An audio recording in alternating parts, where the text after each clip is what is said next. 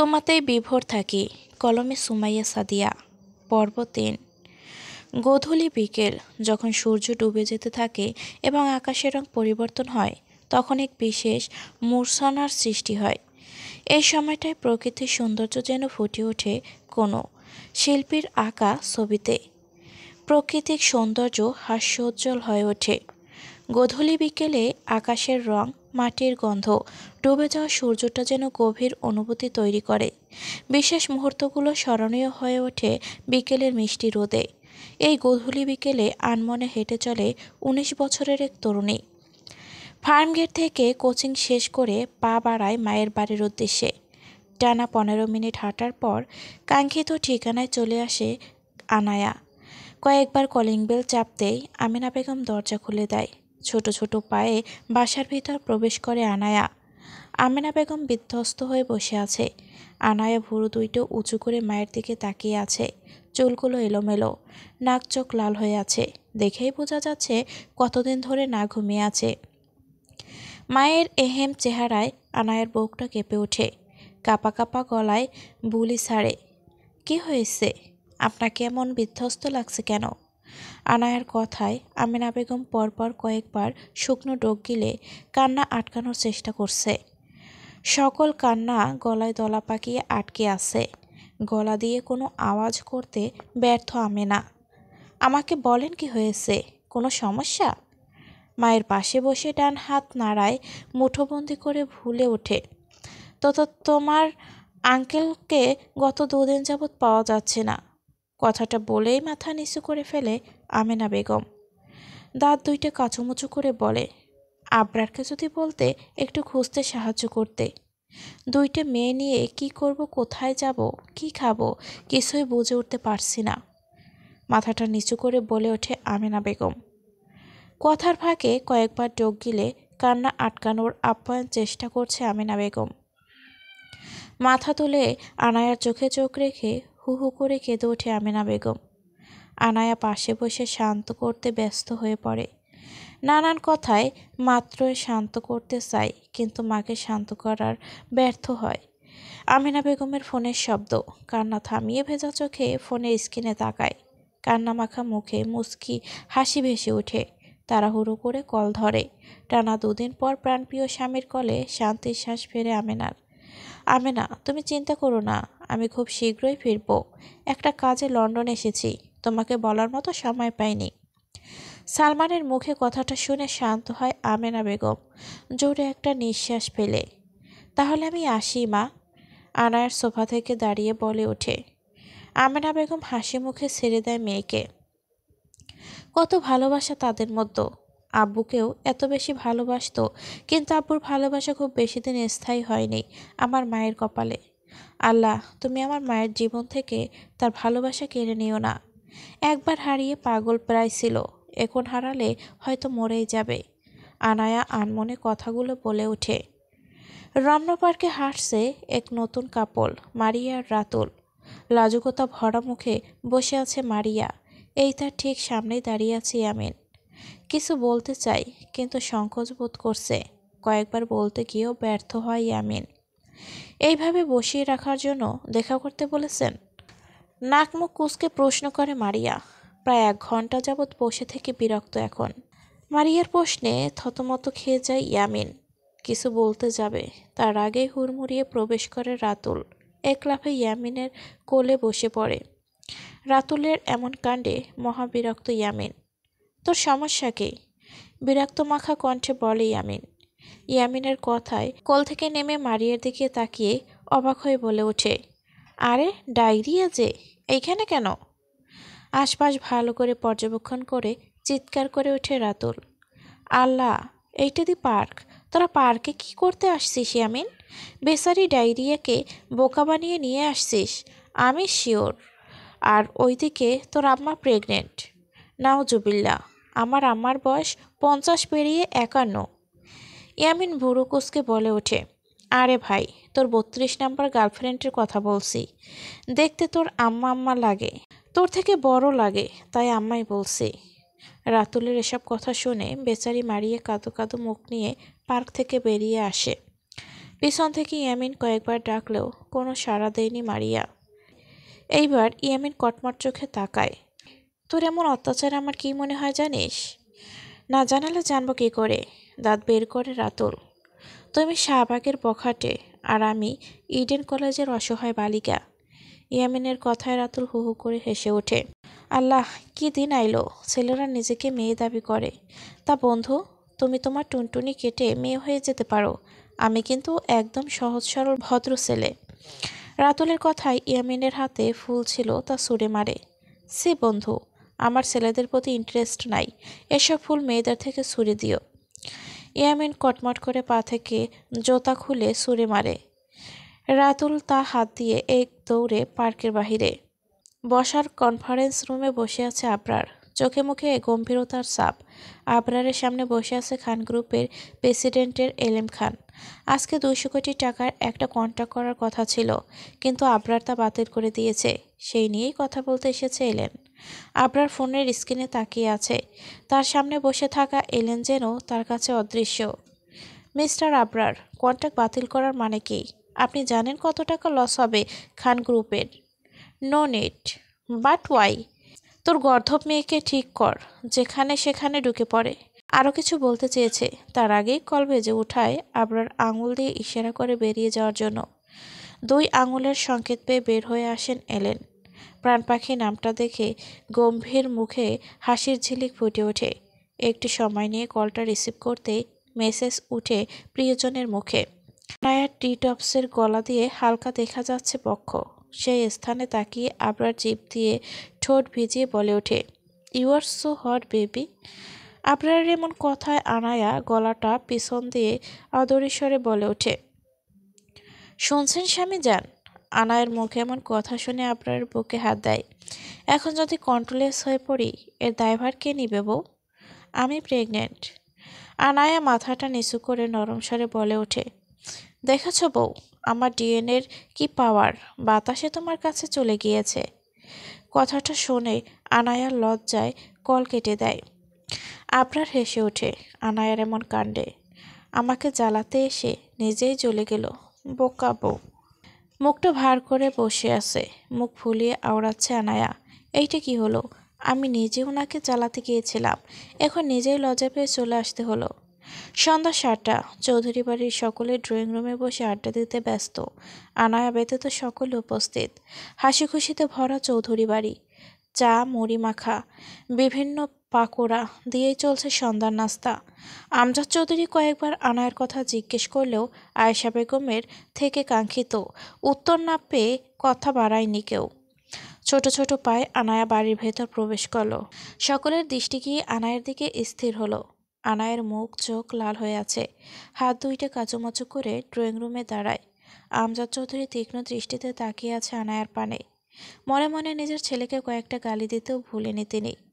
আয়েশা বেগম অসহায় হয়ে স্বামীর মুখশ্রীতে যেন যে কোনো সময় ভূমিকম্প হতে পারে। অপর পাশে ভিকির মুখে স্নিগ্ধ হাসি, মুগ্ধ চোখে তাকিয়ে আছে আয়ানার মুখশ্রীতে। সকলে নীরবতা ভেঙে দাঁড়িয়ে পড়ে। তোমার জন্য অপেক্ষা করছিলাম, কিউটি পাই।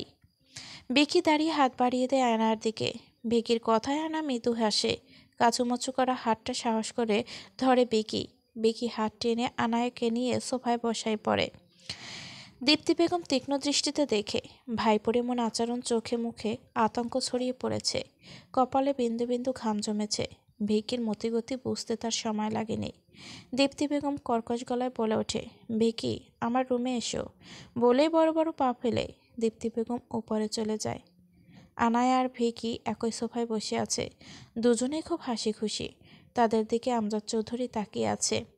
মুখে মুচকি হাসি ফুটে ওঠে আমজাদ চৌধুরীর। চায়ের কাপ টেবিলে রেখে ভিকির সাথে কথায় মেতে ওঠে আমজাদ। পড়াশোনা শেষ, কি করবে চিন্তা করেছ? চাকরি করব আঙ্কেল। ভিকির কথা শুনে আমজাদ অবাক চোখে তাকিয়ে আছে।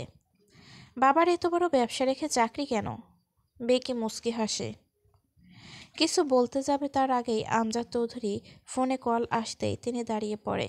ভিকিও আর তেমন কথা বাড়ায়নি। হাসি হাসি মুখ করে আনায়াকে নানান প্রশ্ন করে যাচ্ছে, আর আনায়া তা সুন্দর করে উত্তর দিয়ে যাচ্ছে। তাদের দুজনের কথার মাঝেই উপস্থিত হয় ইয়ামিন আর রাতুল।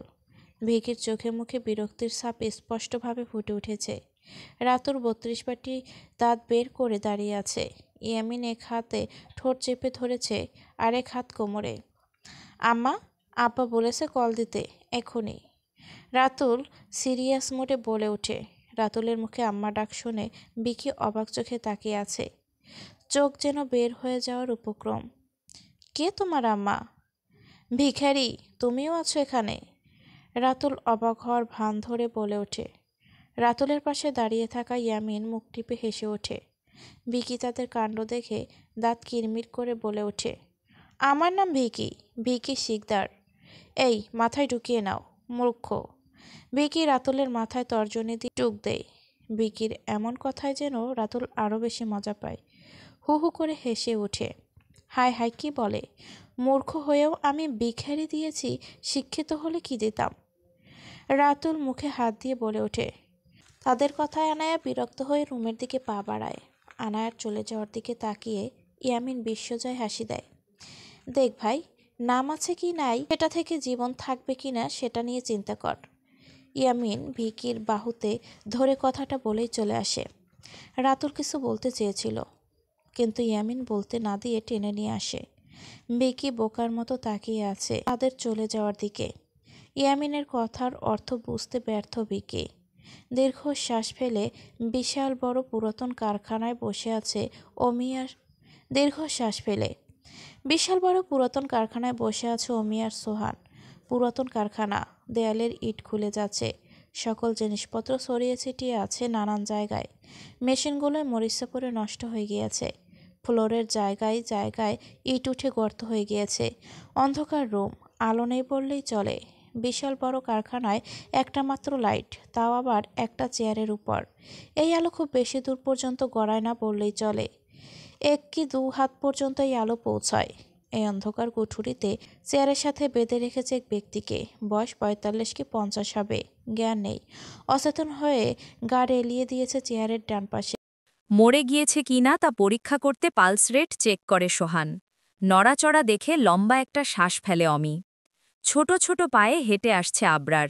গায়ে সাদা রঙের শার্ট, হাতে মোবাইল, বড় বড় চুলগুলো এলোমেলো হয়ে কপালে পড়ে আছে। এক হাতে মোবাইল, আরেক হাত পকেটে। ছোট ছোট পায়ে এগিয়ে আসে। চেয়ার টেনে অপর পাশের ব্যক্তির মুখোমুখি বসে পারে। সোহান। সোহানের নাম উচ্চারণ করতেই এক বালতি পানি ঢেলে দেয় গায়ে। পিট পিট করে চোখ খোলে অপর পাশের ব্যক্তি। আবরারকে সামনে বসা অবস্থায় দেখেই চোখ দুইটা বড় বড় করে ফেলে। ভয়ে প্যান্ট ভিজিয়ে ফেলে। তা দেখে আবরার নাম মুখ ছিটকে দূরে চলে আসে। আমাকে ছেড়ে দাও, আমি আর তোমাদের পিছনে লাগব না, এইবারের মতো ছেড়ে দাও। লোকটার অকুতভরা কণ্ঠ আবরারের কান পর্যন্ত পৌঁছাল না। ঠোঁট বাঁকিয়ে হেসে ওঠে। আমার ডিসকেনারিতে ছাড় শব্দটা নেই। অমি ওর হাত দুইটা কেটে দেয়। শান্ত কণ্ঠে ভয়ঙ্কর কথা শুনে গা শিউরে উঠেছে। ভিকি আর ওয়াফি ফুফুর রুমের সামনে দাঁড়িয়ে আছে। দ্বিধায় ভুগছে রুমে যাবে কি না। সকল দ্বিধা ভেঙে দরজায় টুকা পড়ল। ভেতর থেকে দীপ্তি বেগমের আওয়াজ পেয়ে রুমে প্রবেশ করল দুই ভাই। ওয়াফি বেডে শুয়ে পড়ে। ভিকি দাঁড়িয়ে আছে। দীপ্তি বেগম ইশারায় বসতে বলে। তিনি ব্যালকানির দিকে পা বাড়ায়। ব্যালকানি থেকে ভেজা কাপড়গুলো এনে ভিকির সামনে বসে। ভাইপোর মুখের দিকে তাকিয়ে আছে। হাসি হাসি মুখ করে ভিকি ফুফুর দিকে তাকিয়ে আছে। অনেক আগ্রহ নিয়ে বসে আছে ভিকি।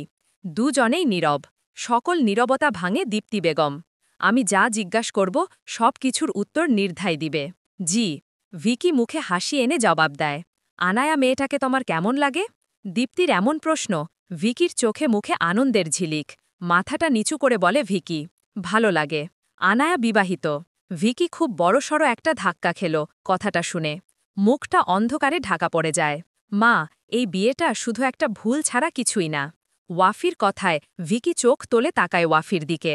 না ভাইয়া, বিয়েটা মানে না, আনায়া বিয়েটা মানে, আর এইটা কারো কাছেই কোনো দাম নেই।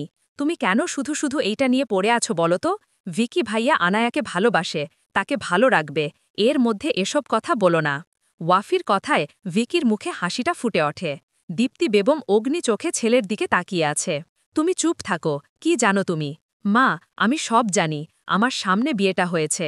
আমার সামনে ভাইয়া আনায়াকে রেখে দীর্ঘ ৯টা বছর বিদেশ। কোনো যোগাযোগ পর্যন্ত রাখেনি। 9 বছর পর দেশে ফিরেও আবার চলে গিয়েছে। দিনের পর দিন মেয়েটাকে ইগনোর করছে। আনায়ার বিয়ে হয়েছে সেটা পর্যন্ত কেউ তাকে বলেনি। যদি বিয়েটা মেনেই নিত তাহলে এসব করত না। তাই প্লিজ তুমি ভিকি ভাইয়াকে এসব বুঝিও না। আমাকে সব সময় বুঝিয়েছ। আমার ভাবি হয় ভাবি। আমার স্বপ্নটা তুমি শুরুর আগেই ভেঙে দিয়েছ। আমিও তো চাইতাম, নিজের করে পাওয়ার স্বপ্ন দেখেছি। বলেই ওয়াফিয়ার দাঁড়াই না, সোজা রুম থেকে বের হয়ে আসে। দীপ্তি বেগম ছেলের যাওয়ার দিকে তাকিয়ে আছে। একটা দীর্ঘশ্বাস ছেড়ে ছল ছল চোখে ভিকির দিকে তাকিয়া। ভিকি ফুফুর মুখের দিকে তাকিয়ে একটা হাসি উপহার দেয়। ফুফুর হাতটা নিজের হাতের মুঠোয় নিয়ে চুমু খায়। দীপ্তি বেগম কিছু বলতে চেয়েও বলতে পারেনি।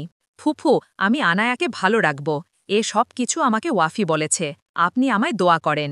দীপ্তি বেগম বিপদের সংকেত পাচ্ছে। তার মনে ভয় বাসা বেঁধেছে। ভয়টা তিনি প্রকাশ করতে ব্যর্থ। চোখে মুখে আতঙ্ক ছড়িয়ে পড়েছে।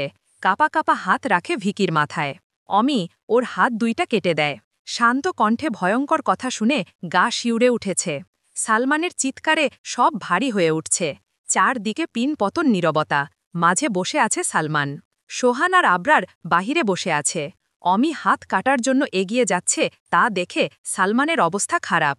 প্রাণপণ চেষ্টা করছে বাঁধন খোলার। হাজারবার আকুতি মিনতি করছে জীবন ভিক্ষা দেওয়ার।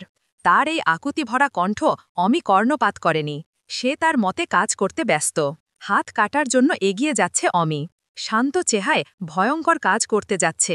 তার চোখ মুখে বিন্দুমাত্র বোঝা যাচ্ছে না সে এরকম একটা ভয়ঙ্কর কাজ করতে যাচ্ছে। এক পা দুপা করে এগিয়ে যাচ্ছে অমি। এক হাত ধরে কাটার প্রস্তুতি নিচ্ছে। এই মুহূর্তে পিছন থেকে আবরারের কণ্ঠ শুনে থমকে যায় আমি। দাঁড়া, কাটাকাটির দরকার নেই। আবরার এর মুখের কথা শুনে অমি নীরব চোখে তাকিয়ে আছে তার পানে। এই 10 মিনিটে কি ব্যবস্থা করেছে তা বুঝা অক্ষম অমি। তোর বয়স কত? আবরার সালমানের উদ্দেশ্যে বুলি ছাড়ে। একান্ন। সালমান তুতলিয়ে বলে ওঠে। আবরারের মুখের কথা শুনে প্রাণ ফিরে আসে সালমানের। ভেতর থেকে জোরে জোরে শ্বাস ফেলে। এই মুহূর্তে আবরারকে তার ফেরেস্তা বলে মনে হচ্ছে। আকুতি ভরা কণ্ঠ আবরার শুনেছে। মনে প্রাণে তার জন্য হাজার দোয়া করছে সালমান। জীবনে আর কোনোদিন আবরারের সাথে লাগবে না বলে পণ করেছে। সোহান আর অমি বসে তাদের কাজ করতে ব্যস্ত। সোহান একটু পরপর হেসে উঠছে ল্যাপটপের স্ক্রিনে তাকিয়ে। তার পাশেই আবরার মেলিসার সাথে কথা বলতে ব্যস্ত। মেলিসা শোনা। আবরার আদর মাখা স্বরে বুলি ছাড়ে। আবরারের মুখে এমন কথা শুনে মেলিসা খুশিতে গদগদ হয়ে ওঠে। খুশিতে আত্মহারা হয়ে যায়। কি বলবে বুঝতে পারে না। হ হে হে, তোমার জন্য সারপ্রাইজ আছে সোনা। একটু কষ্ট করে দেখা করতে পারবা? মেলিসার খুশি দেখে কে? সে খুশিতে লাফিয়ে উঠছে বারবার। আবরার দেখা করতে বলেছে, সেটা যেন তার বিশ্বাস হচ্ছে না। তুমি আমাকে দেখা করতে বলেছ? আমার বিশ্বাস হচ্ছে না আবরার। সব স্বপ্ন মনে হচ্ছে। তোমার স্বপ্নকেই বাস্তব করব। আমি ঠিকানা দিচ্ছি, তাড়াতাড়ি চলে আসো। আগামী 30 মিনিটের মধ্যে। মেলিসা খুশিতে আত্মহারা। সে যেন খুশি ধরে রাখতে পারে না। অফিসে বসেছিল।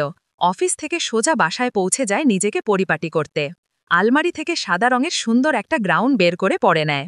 ম্যাচিং করে সাদা জুতা, ডায়মন্ডের সাদা নেকলেস, ডায়মন্ডের সাদা কানের দুল, নুট লিপস্টিক। খুব সুন্দর করে নিজেকে পরিপাটি করেছে মেলিসা। কয়েকবার আয়নায় নিজেকে দেখে নেয়, কোথাও কোনো ভুল আছে কিনা। 5-6 বার আয়নায় নিজেকে দেখে। কালো রঙের গাড়ি নিয়ে বের হয়ে যায় আবরারের ঠিকানা অনুযায়ী। আজ ড্রাইভার সাথে নিয়ে আসেনি, একা এসেছে মেলিসা। আবরারের ঠিকানা অনুযায়ী গাড়ি থামে পুরাতন ভাঙা একটা কারখানার সামনে। আশেপাশে মানুষের চলাচল আছে। কারখানার আশেপাশে ভালো করে পর্যবেক্ষণ করে। গাড়ি থেকে বের হয়ে দাঁড়িয়ে। সামনে অমি বড় বড় পা ফেলে এগিয়ে আসে অমি। অমিকে দেখে ভ্রু কুচকে তাকায় মেলিসা। আবরার কোথায়? ভেতরে, চলেন। গম্ভীর মুখে বলে আবার পা বাড়ায় কারখানার দিকে। তার পিছন পিছন ছোট ছোট পায়ে এগিয়ে আসছে মেলিসা। চেয়ারে মাথা নিচু করে বসে আছে আবরার। তার পাশে বসে আছে সোহান, মুখে হাত দিয়ে মিটিমিটি হাসছে। মেলিসাকে দেখে চেয়ার ছেড়ে উঠে দাঁড়িয়ে পড়ে সোহান। নিজের চেয়ারটা মেলিসার দিকে এগিয়ে দেয়। মেলিসা কাচুমাচু হয়ে বসে পড়ে আবরারের পাশে। এখানে দেখা করার জন্য এনেছ কেন? ডেটের জন্য ভালো রেস্টুরেন্ট ছিল। মেলিসার এহেম কথায় হালকা হাসে আবরার। ছোট ছোট পায়ে কারখানার ভেতরে যায়। ছোট ছোট পা ফেলে সালমানের সামনে দাঁড়ায়। চুলের মুঠি ধরে ওপরে মুখ ফেরায়। হাতের বাঁধন খুলে যায়। দাঁত কিরমিরে বুলি ছুড়ে। এখন যা হবে চুপচাপ মেনে নিবি, নয়তো পিচপিচ করব। আবরারের কথা শুনে পায়ে পড়ে যায় সালমান। যা বলবে সব মেনে নিব, কিন্তু আমাকে প্রাণে বাঁচিয়ে রাখো। সালমানকে নিয়ে বাহিরে আসে আবরার। তার পিছনেই বাহির থেকে কিছু মানুষ এগিয়ে আসে। 15 থেকে 20 মিনিট পর এলেন খান হন্য হয়ে প্রবেশ করে। চারপাশে এত মানুষ দেখে শিউরে ওঠে। মেলিসা চুপচাপ বসে আছে। কি হচ্ছে তা কিছুই বুঝতে পারছে না মেলিসা। বাবাকে দেখে এগিয়ে আসে।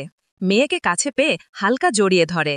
বের হতে নিলে আবরারের কণ্ঠ ভেসে আসে। মেয়ের কুকৃত্তি ঢাকতে চাচ্ছেন? এলেন চিৎকার করে জোরে বুলি ছুড়ে। হোয়াট? সোহান মিটমিট করে হেসে এগিয়ে আসে। একটা ভিডিও সামনে ধরে। মেলিসা তা দেখে আকাশ থেকে পড়ে।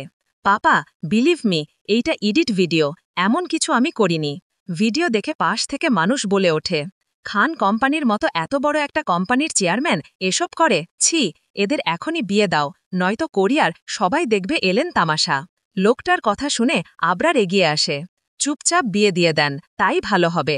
আবরারের কথা শুনে এলেন চোখ রাঙিয়ে তাকিয়ে বুলি ছাড়ে। তাই বলে এত বয়স্ক একটা লোক? তার কথায় আবরার মুখ বাঁকিয়ে হাসে। কি যে বলেন, আমার শ্বশুর এখনো অনেক ইয়াং, বয়স অনলি 51। কটমট চোখে তাকায় মেলিসা আর এলেন। মেলিসা চিৎকার করছে, কিন্তু তার চিৎকার কেউ কানে তোলেনি। পরিস্থিতি নিয়ন্ত্রণে আনতে না পারায় এলেন বিয়ে দিতে রাজি হয়ে যায়। মেলিসা কাঁদতে কাঁদতে মাটিতে লুটিয়ে পড়ে। আবরারের কাছে মিনতি করছে। পায়ে ধরে লুটিয়ে বসে আছে মেলিসা। আবরার তা দেখেও দেখিনি, চুপচাপ বিয়ে পড়ানোর কাজে ব্যস্ত। তোমার রুমে প্রবেশ করার কারণে এত বড় শাস্তি দিচ্ছ? হাতের উল্টো পিঠ দিয়ে চোখের পানি মুছে বলে মেলিসা, ইয়েস বেবি। সালমানের সাথে এগিয়ে যায় সে। এখন এই মুহূর্তে ঘোরের মধ্যে আছে। মাথা নিচু করে ফিসফিসিয়ে বলে আবরার। মেলিসা সোনাকে সাথে নিয়ে আজকেই বাংলাদেশ ব্যাক করবি। আমার শাশুড়ির সারপ্রাইজ দিতে দেশি দেরি করবি তো পিচ পিচ করব। বিয়ের কাজ শেষ করে বের হতে নিলে এলেনের কথায় দাঁড়িয়ে পড়ে। আমার 23 বছরের মেয়েকে 51 বছরের বুলোর কাছে বিয়ে দিয়ে ভালো করলে না। আমার দেশে আমার সাথে শত্রুতা করছো, এর ফল কিন্তু খারাপ হবে। আবরার মুচকি হেসে হেঁটে যায়। আমার নাম শুনলে লন্ডনের মানুষ প্যান্ট ভিজিয়ে ফেলে।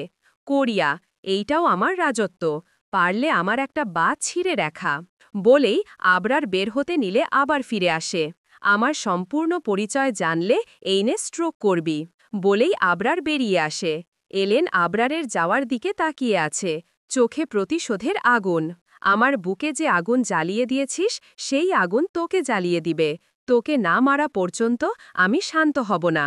সকাল সকাল ঘুম থেকে উঠে ভার্সিটির জন্য পা বাড়ায় আনায়া। কারো ডাকে পিছন ফিরতেই দেখে ভিকি দাঁড়িয়ে আছে। চুলগুলো এলোমেলো, পরনে কালো শার্ট, বাদামি প্যান্ট। প্যান্টের পকেটে হাত দিয়ে সিঁড়িতে দাঁড়িয়ে আছে। ভিকির মুখে মুচকি হাসি। ছোট ছোট পা ফেলে এগিয়ে আসে আনায়ার দিকে। চলো কিউটি পাই, তোমাকে এগিয়ে দিয়ে আসি। ভিকির দিকে তাকিয়ে আনায়া মুচকি হাসি দেয়। ছেলেটা আসার পর থেকে তার সাথে সুন্দর ব্যবহার করে যাচ্ছে, কেয়ার করছে, যেটা আনায়াকে মুগ্ধ করেছে। আনায়া মাথা নাড়িয়ে সম্মতি দিয়েছে। পা বাড়াতেই সিঁড়ি দিয়ে হুড়মুড়িয়ে নামে রাতুল আর ইয়ামিন। রাতুল এক দৌড়ে ভিকির ঘাড়ে। আরে ভিখারি, আমাদেরকে রেখে কোথায় যাওয়া হচ্ছে হে? রাতুল দাঁত কেলিয়ে বলে ওঠে। পাশ থেকে আনায়া বড় বড় চোখে তাকিয়ে আছে রাতুলের দিকে।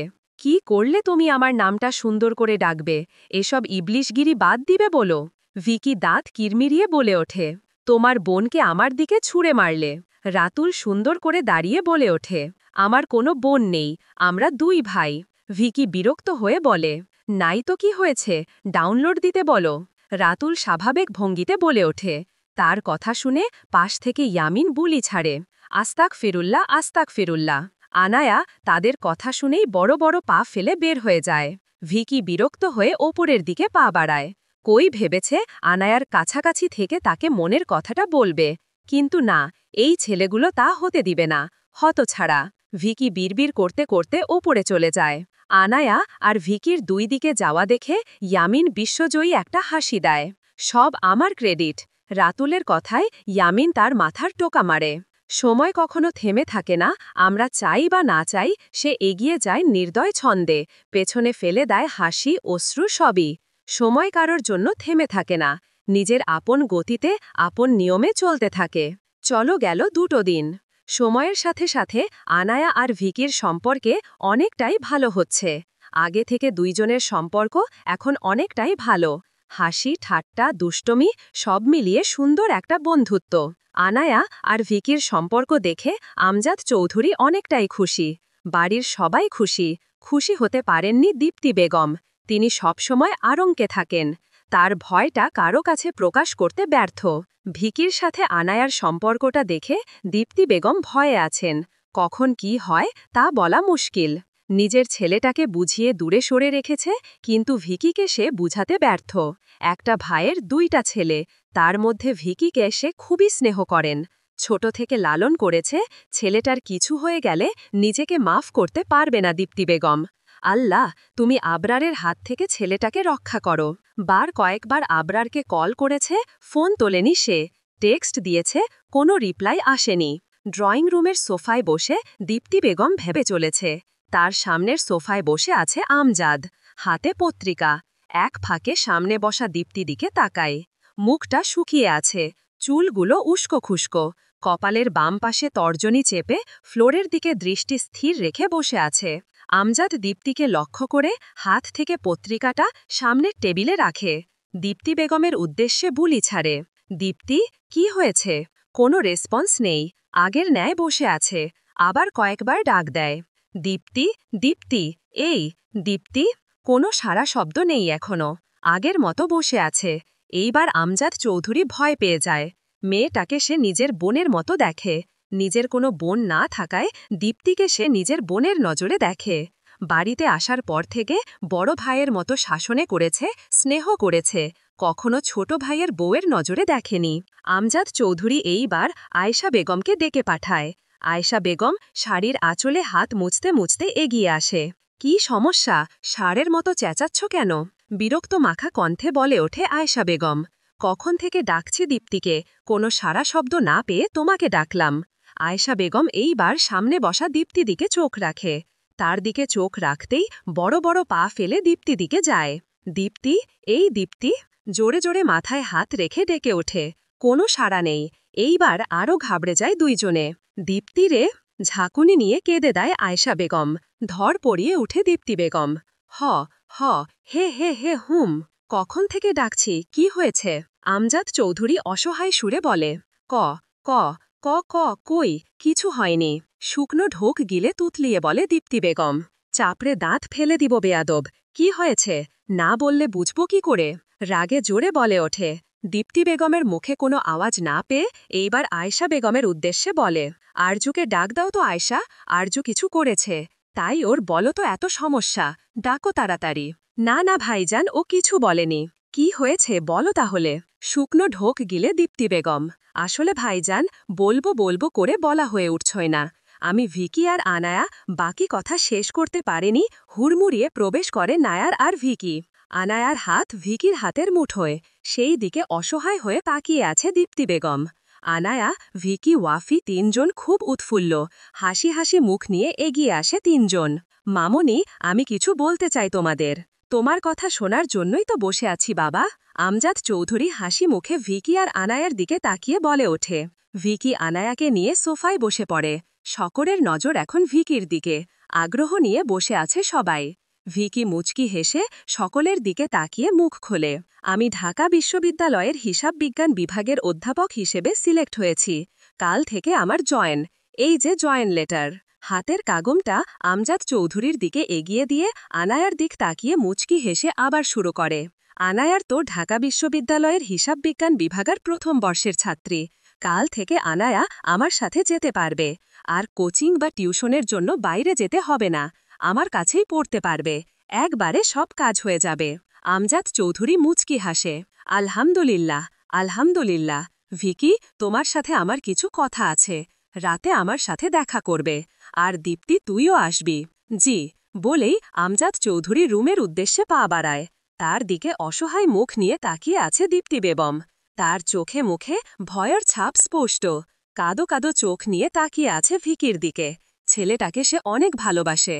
আবরার যদি কিছু করে তাহলে তার ভাইটা শেষ হয়ে যাবে। দীর্ঘ শ্বাস ফেলে নিজের রুমের দিকে পা বাড়ায় দীপ্তি। বড়দের যাওয়ার দিকে আনায়াও চলে আসে। সন্ধ্যা 7:30টা, আন্তর্জাতিক বিমানবন্দরে বসে আছে দুই বন্ধু, ইয়ামিন আর রাতুল। দুইজনের সাথে দুইটা গাঁদা ফুলের মালা। মালা থেকে কিছু ফুল ঝরে পড়ে গিয়েছে জায়গায় জায়গার ফাঁকা। রাতুলের হাতে আর একটা রজনীগন্ধা ফুলের তোড়া। দুই বন্ধু এপাশ করছে। তাদের ঠিক সামনে বসে আছে আমেনা বেগম। দুই মেয়ে হাত ধরে বসে আছে। হাতে লাল গোলাপের তোড়া। লাল গোলাপ ভালোবাসার প্রতীক কিনা। প্রায় 14 দিন পর প্রাণপ্রিয় স্বামীর সাথে দেখা, তাই নিজে পছন্দ করে বড় বড় ফুল দিয়ে তোড়াটা বানিয়ে এনেছেন আমেনা বেগম। তা দেখে রাতুলের হাসি যেন বন্ধ হচ্ছে না। আমেনা বেগম দুই বন্ধুকে এখনও দেখেননি। প্রায় 2 ঘণ্টা যাবৎ বসে আছে আমেনা বেগম, এখনও আসেনি। 9টা বেজে 15 মিনিট। সকল অপেক্ষায় প্রহর ভেঙে সালমান সাহেব পা রাখেন এয়ারপোর্টে। এক সুন্দর রমণীর হাতের ভাঁজে হাত, হেসে হেসে কথা বলছে সুন্দরী রমণীর সাথে। আমেনা বেগম তীক্ষ্ণ দৃষ্টিতে তাকিয়ে আছে জামাইয়ের দিকে। সামনের থাকা সুন্দরী বালিকাকে চিনতে ব্যর্থ। বড় বড় পা ফেলে এগিয়ে যায়। সালমানের মুখোমুখি দাঁড়ায়। হাতে ছিল গোলাপ, সেটা ফেলে দেয়। কে ও? বাসায় যাও বলছি। সালমান শান্ত কণ্ঠে বলে ওঠে। কথা শেষ করে সামনের দিকে পা বাড়াতেই দৌড়ে আসে রাতুল আর ইয়ামিন। আরে হা হা হা, সামলান সাহেব যে, আপনার দর্শনের জন্যই তো অপেক্ষা।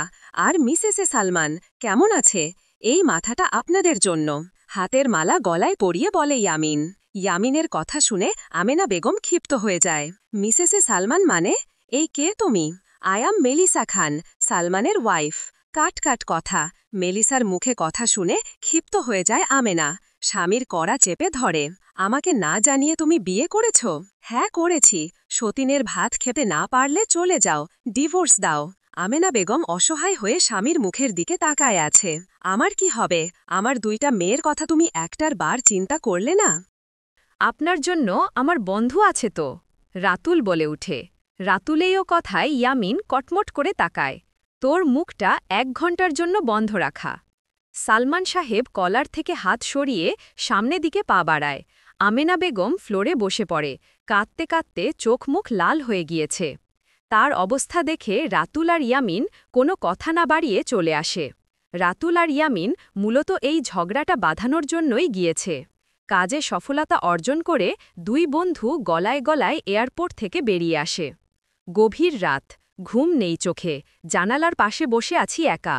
চাঁদের আলো এসে ছুঁয়ে যায় কাচের গায়ে, তবুও ভেতরে জমে থাকা অন্ধকারটা কেউ সরাতে পারে না। নিঃশব্দতার মাঝেও শুনি কত কথা, দূরের কুকুরের ডাক, বাতাসে দুলে ওঠা পাতার শব্দ, আর নিজের হৃৎস্পন্দনের মৃদু অনুরণন। মনে হয় এই পৃথিবী যতই ভিড়ে ভরে উঠুক, শেষে মানুষ আসলে একাই ঠেকে যায়। তবু সেই একাকিত্বও কেমন শান্ত, যেন আকাশের অগণিত তারা চুপচাপ গল্প শুনিয়ে যাচ্ছে আমার নিদ্রাহীন রাতকে।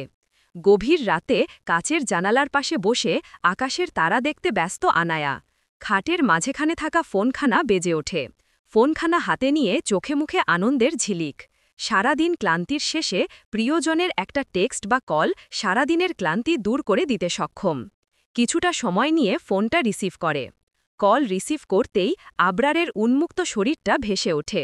আনায়া চোখ ছোট ছোট করে তাকিয়ে আছে। তা দেখে আবরার দুষ্টু হাসি দেয়। বাংলাদেশ টাইম 2:42, এখনও ঘুমাওনি কেন? আনায়া শয়তানি হাসি দিয়ে বলে ওঠে, ভাতার আমার খাতার গেছে, চাকরি করিতে, একলা রাতে ঘুম আসছে না, চটপটায় রাতে। আবরার জিভ দিয়ে ঠোঁট ভিজিয়ে নেয়। ভাতার আসলে তো চটপটনি বন্ধ হবে, কিন্তু বেবস হাঁটতে পারবে না। আপনার মুখ খুললেই এসব নাউজুবিল্লা মার্কা কথা শুরু হয়ে যায়, অসভ্য। শোনো মেয়ে, 9 বছর হলো বিয়ে করেছি, এখনও বাসর করতে পারলাম না। একই অসভ্য বাধিও দিয়েছ, বাসর শেষ করলে কি বলবে? চট করে আনায়া কল কেটে দেয়। আয় জীবনেও তাও কল ধরবে না বলে পণ করেছে। নতুন দিনের সূচনা। সকাল 8:30, চৌধুরী বাড়ির সবাই সকালের নাস্তা করতে ব্যস্ত। আজকে ভিকির প্রথম ক্লাস, তাই সবাই বেশ উৎফুল্ল। বাড়ির সবাই খুশ মেজাজে আছে, দীপ্তি বেগম ব্যতীত। ইয়ামিন আর রাতুল 2 জন একটু বেশিই খুশি অন্যদের থেকে। ইয়ামিন আর রাতুল আজ ভিকিকে খুব বেশি যত্ন করছে। রাতুল খাবারের ফাঁকে ফাঁকে ভিকিকে দেখছে আর ফিক করে হেসে উঠছে। 2 থেকে 3 বার এমন হওয়ায় ভিকি তার দিকে ফিরে তাকায়। এইবার রাতুল আর ভিকির চোখাচোখি হয়ে যায়। ভিকির দিকে তাকিয়ে হি হি করে দাঁত বের করে দেয়। যা দেখে ভিকি চরম বিরক্ত, কিন্তু তা প্রকাশ করছে না। রাতুল একটু পর পর ভিকিকে এইটা সেইটা দিচ্ছে। 2 গ্লাস অরেঞ্জ জুস দিয়েছে, 2টা ডিম, 2টা কলা। রাতুলের প্লেটে যা ছিল সব দিয়ে দিয়েছে ভিকিকে। তা দেখে ভিকি একটু অবাকেই হল বইকি। ভিকি ভ্রু আড়াআড়ি করে পাকায় রাতুলের পানে। রাতুল দাঁত কেলিয়ে দেয়। এইভাবে তাকাচ্ছ কেন? আমার তো লজ্জা টজ্জা বলতে কিছু আছে নাকি? রাতুল লজ্জা পাওয়ার ভান করে, ফিসফিস করে বলে উঠে ভিকিকে। তা দেখে ভিকির বিরক্তি এখন চরম পর্যায়ে। আমাকে কি তোমার রাক্ষস মনে হয়? কি যে বলো, জানো তো পাঠা বলি দেওয়ার আগে তাকে খুব যত্ন নিতে হয়। রাতুল ব্যঙ্গাত্মক করে বুলি ছাড়ে। ভিকি তার কথার মানে বুঝতে না পেরে বোকার মতো তাকিয়ে আছে। তা দেখে রাতুল 2 হাতে মুখ ঢেকে ফেলে। ইস, সবার সামনে এমনে তাকিও না, আমার লজ্জা লাগে। ভিকির বিরক্তের সীমানা এইবার পেরিয়ে গিয়েছে। উঠে যেতে নিয়েই সামনে আসা আয়ানাকে দেখে আবার জায়গায় বসে পড়ে। মুগ্ধ চোখে তাকিয়ে আছে ভিকি, চোখে খুশির ঝিলিক। আনায়া হাসিমুখে ভিকির সামনে দাঁড়ায়। ভাইয়া, আজকে তো আপনার প্রথম ক্লাস, একটু ফাস্ট যেতে হবে। আনায়া মাথাটা নিচু করে নরম সুরে বুলি ছাড়ে। ভিকি হাসি মুখে উঠে পড়ে। হাত ধোয়ে সকলের কাছ থেকে বিদায় নিয়ে বাহিরের দিকে পা বাড়ায়। তাদের দিকে তাকিয়ে আছে রাতুল আর ইয়ামিন। রাতুল 32 পাটি বের করে বসে আছে, হাতে জুসের গ্লাস। আহা ভিখারি, কি সুন্দর মরার দুধ সাথে নিয়ে ঘুরছে। বেচার জন্য কষ্ট হচ্ছে মাইরি। রাতুল আস্তে আস্তে কথাগুলো আওড়াতে থাকে। ইয়ামিন পাশেই ছিল, তার বলা কথাগুলো শুনে মুচকি হেসে ওঠে। এর জন্য কষ্ট হচ্ছে, এই কথাটা যদি আবরারের কান পর্যন্ত যায় কি হবে বলো তো? কি আর হবে, এর সাথে তোরে বিয়ে দিয়ে দিবে। ইয়ামিন নাক মুখ কুচকে টাকিয়ে বলে, ছি, ও আমাদের ছোট বোন, তার থেকে বড় কথা আবরারের কলিজা। বন্ধু, মাইন্ড ঠিক করো, আমি ভিখারির সাথে তোমার বিয়ের কথা বলছি। রাতুলের কথা শুনে ইয়ামিনের শুকনা কাশি উঠে পড়ে। আমজাদ চৌধুরী পানির গ্লাস বাড়িয়ে দিয়ে ধমকে উঠে, খেতে বসে এত বিড়বিড় করলে তো বিষম খাবেই। সরি আঙ্কেল, বুঝতে পারিনি। ইয়ামিন মাথাটা নিচু করে কথাগুলো বলেই উঠে পড়ে। সকলের খাবার শেষে ইয়ামিন আর রাতুল বের হয় তাদের ব্যক্তিগত কিছু কাজে।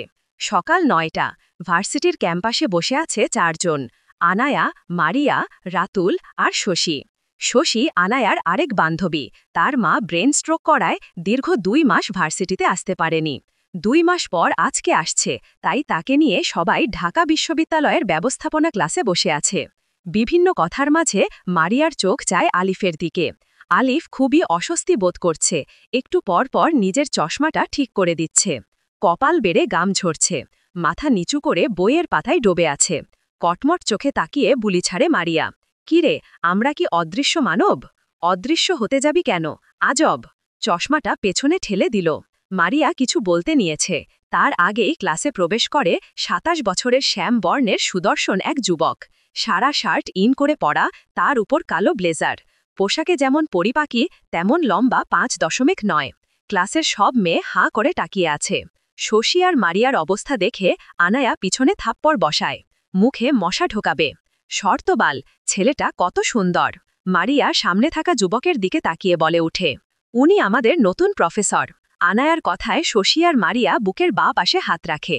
সামনে দাঁড়ানো ব্যক্তি সুন্দর করে নিজের পরিচয় উপস্থাপন করছে। পরিচয় শেষ করে ক্লাসে মনোযোগী হয়। আশপাশের মেয়েরা ক্লাসের থেকে স্যারকে দেখতে বেশি মনোযোগী হয়। ক্লাস চলে দীর্ঘ 45 মিনিট। ক্লাস শেষে বের হতে নিলে কি ভেবে আবার থেমে যায়। ছোট ছোট পা ফেলে আনায়ার সামনে দাঁড়ায় প্রফেসর ভিকি শিকদার। আশেপাশের ছেলেমেয়েরা অবাক চোখে দেখে যাচ্ছে। কিছু কিছু মেয়েরা ফিসফিস করছে। তাদের দিকে একবার চোখ দিয়ে সামনে আনায়ার দিকে তাকিয়ে নিম্ন স্বরে বুলি ছাড়ে, আনায়া, তুমি আজকে বান্ধবীদের সাথে চলে যেও, আমার একটু কাজ আছে। কথা বলেই বাহিরের দিকে পা বাড়ায়। ভিকির কথা শুনে শশী আর মারিয়া অবাকের চরম শীর্ষে পৌঁছায়। কে উনি? তুই ছিনতি, আমাদের বললি না কেন? পাশ থেকে শশী ব্যঙ্গাত্মক করে বলে উঠে, আমার ছাইয়া আছে, আজাইরা কথা বলবি না বেয়াদব। শশী বোকা বনে গেল, চুপ হয়ে যায়। নায়ার সাথে তেমন আর কথা বাড়ায়নি কেউ। ভাবতে বাকি ক্লাসগুলো শেষ করে বাসার দিকে পা বাড়ায়। সকাল সকাল আড়মোড়া ভেঙে ঘুম থেকে উঠে আবরার। বিছানা ছেড়ে উঠে ওয়াশরুমের দিকে পা বাড়ায়। আজকে তার গুরুত্বপূর্ণ একটা মিটিং, সেজন্যই সকাল সকাল ঘুম ছেড়ে উঠেছে। ওয়াশরুমে ট্যাবের নিচে দাঁড়িয়ে আছে আবরার। ফর্সা শরীর বেয়ে গড়িয়ে পড়ছে পানি। 30 মিনিট পর ওয়াশরুম থেকে বেরিয়ে ইয়ামিনের উদ্দেশ্যে কিছু ট্যাক্স পাঠিয়ে ফোনটা ছুঁড়ে মারে বিছানায়। রুম থেকে বের হয়ে অমিকে সাথে নিয়ে বের হয় নিজ গন্তব্যে। সাউথ কোরিয়ার কিউপিডিয়া অবস্থিত ডেভিড প্যালেসে উপস্থিত হয় আবরার আর অমি। বিশাল বড় বাংলো, তার এক পাশে নীল পানির সুইমিং পুল, আরেক পাশে বিশাল বাগান। সুইমিং পুলে বড় বড় আকারের মাগুর মাছ যে কোনো মানুষের টেট বডি নিমিষেই খেয়ে ফেলে। আরেক পাশে বিশাল বড় এক বাগান। বাগানের দক্ষিণ পাশে রয়েছে বিশাল এক ঝাঁক খেজুর গাছ। তার পাশেই রয়েছে একটা সুড়ঙ্গ। আবরার আর অমি সুড়ঙ্গ পথে এগিয়ে যায়। সুড়ঙ্গের ভিতর এক পাশে লোহার কারাগার, অপর পাশে দুইটা বসার রুম। বসার রুমে বসে আছে ইউসুফ শেখ। সৌদি থেকে আবরারের সাক্ষাতে এসেছে তার সাথে করে নিয়ে আসা কিছু অবৈধ রিভলভার আর কিছু তলোয়ার। আবরার চোখে মুখে গম্ভীরতা বজায় রেখে এগিয়ে যায়। অমি জিনিসগুলো সরিয়ে দেয়। আশেপাশে কালো পোশাকধারী কিছু গার্ড এগিয়ে আসে। অমি হাত থেকে জিনিসপত্র নিয়ে গুছিয়ে রাখে। আবরার ইউসুফ শেখের সাথে মিটিংয়ে ব্যস্ত হয়ে পড়ে। দুপুর 1:45 ছুঁই ভিকি ভার্সিটি থেকে বেরিয়ে আসে। শাহবাগ থানার সামনে দাঁড়ায়, এপাশ ওপাশ করে পাইচারি করছে। কারোর জন্য অপেক্ষা করছে ভিকি। আজকে রোদটা একটু বেশিই পড়ছে। এই ভাদ্র মাসে কাঠফাটা রোদে বড্ড ক্লান্ত হয়ে দাঁড়িয়ে আছে ভিকি। দীর্ঘ সময় অপেক্ষার পর দেখা মেলে ভিকির বন্ধু নাহিদের। তার সাথে কথা বলে এগিয়ে যায় দুইজন। শাহবাগের ফুটপাত দিয়ে হেঁটে চলেছে। কথা বলায় ব্যস্ত ভিকি তার ঠিক ডান পাশ দিয়ে ধেয়ে আসে কারো একটা মাইক্রোবাস। নিমিষেই ভিকি রক্তাক্ত হয়ে পারে। নাহিদ বোকার মতো তাকিয়ে আছে। ফুটপাথে যে এরকম একটা ঘটনা ঘটবে তা সে ভাবতে পারেনি। এই কাজটা কেউ পরিকল্পনা করে করেছে সেটা বুঝতে পারে নাহিদ। গাড়িকে অনুসরণ করতে এগিয়ে যেতে আবার পিছন ফিরে আসে ভিকিতেতে। অচেতন হয়ে পড়ে আছে। মাথা থেকে গড়িয়ে পড়ছে রক্ত। ডান পাশের এক সাইড গুরুতর অবস্থা। নাহিদ কোনো দিশা না পেয়ে হাসপাতালের দিকে রওনা দেয়। ঢাকা মেডিকেলের করিডোর রুমে বসে আছে নাহিদ। ভিকির বাসায় খবর দেওয়া হয়েছে তাদের আস্তে আস্তে 4 ঘন্টা সময় লাগবে। অ্যাক্সিডেন্টের কথা বলে নাই নাহিদ। চৌধুরী বাড়িতে আমজাদ চৌধুরীর কাছে কল দিয়েছে। এখনও কেউ আসেনি। চৌধুরী বাড়ি থেকে মাথা নিচু করে বসে আছে। অ্যাক্সিডেন্টের ঘটনা পুনরায় মনে করছে। দীপ্তি বেগমের হুড়মুড়িয়ে প্রবেল করে। চুলগুলো এলোমেলো, পাগলের মতো করে হাসপাতালে ছুটে যায়। তার পিছনেই প্রবেশ করে ওয়াফি, রাতুল, ইয়ামিন। ওয়াফি মাকে সামলাতে ব্যস্ত। নাহিদ এগিয়ে আসে তাদের কাছে। তেমন কিছু হয়নি বলে সান্ত্বনা দিচ্ছে দীপ্তিকে। আরও কিছু বলতে চেয়েছে, কিন্তু দীপ্তি বেগমের অবস্থা দেখে আর বলার সাহস পায়নি। রাতুল মিটমিট করে হাসছে মুখে হাত দিয়ে। ইয়ামিন কটমট চোখে তাকাতে তার হাসি যেন আরও বেড়ে গিয়েছে। প্রায় 1 ঘন্টা হয়েছে। ভিকিকে ওটিতে দিয়েছে। এখনও ডাক্তার বের হয়নি। সকলে বসে আছে ডাক্তারের রিপোর্টার জন্য। 1 ঘন্টা 30 মিনিট পর ডাক্তার বের হয়। চোখে মুখে গম্ভীরতা। মুখটা কালো করে দাঁড়ায় ডাক্তার মহসিন।